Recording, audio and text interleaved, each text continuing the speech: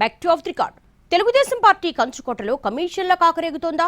కక్కుర్తిగాళ్లంతా తోడై నియోజకవర్గ ముఖ్య నేత పేరు చెప్పి అందిన కాడికి దోచేస్తున్నారా? చివరికి సొంత పార్టీ వాళ్ళను కూడా వదలకుండా మేం ఫలానా తాలూకా అంటూ ఇబ్బంది పెడుతున్నారా?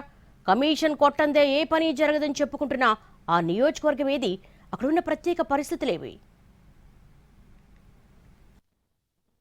మేం ఎమ్మెల్యేల మనుషులం. ఇక్కడ మేం గీసిందే గీత, రాసిందే రాత. తేడా వస్తే వెంచర్ అయ్యలేరు, వ్యాపారం చేసుకోలేరు. ప్రస్తుతం గుంటూరు జిల్లా ప్రత్తిపాడు నియోజకవర్గ పరిధిలో బిజినెస్ చేయాలనుకున్న వారికి ఇలాంటి వార్నింగ్సే వెళుతున్నాయట. దీంతో వ్యాపారులు బెంబేలెత్తిపోతున్నారన్న టాక్ గట్టిగా నడుస్తోంది. టీడీపీకి ఒకప్పుడు పెట్టని కోట పత్తిపాడు అసెంబ్లీ నియోజకవర్గం.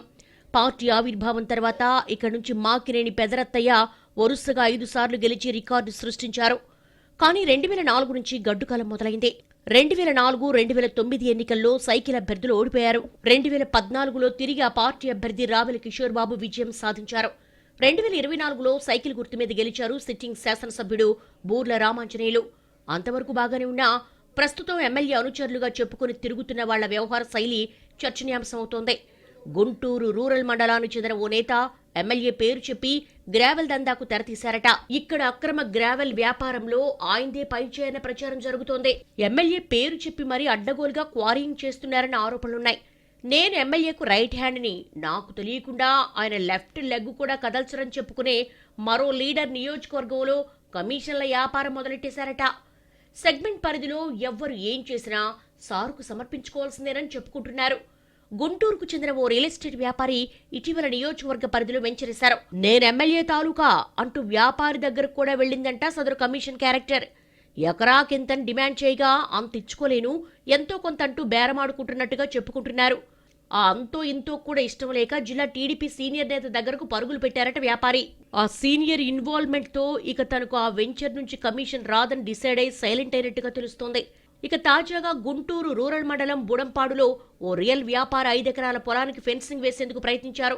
ఆ భూముల యజమానులైన రైతులు దాన్ని అడ్డుకోబోగా వాళ్ల మీద దాడి చేసి పంపించేశారు. అది ముదిరి రాస్తారోకో దాకా వెళ్ళింది. ఆ రియల్ వ్యాపారి వెనుక కొంతమంది అధికార పార్టీ నేతలున్నారని, అందుకే అలా బరితెగించాడన్న ఆరోపణలున్నాయి.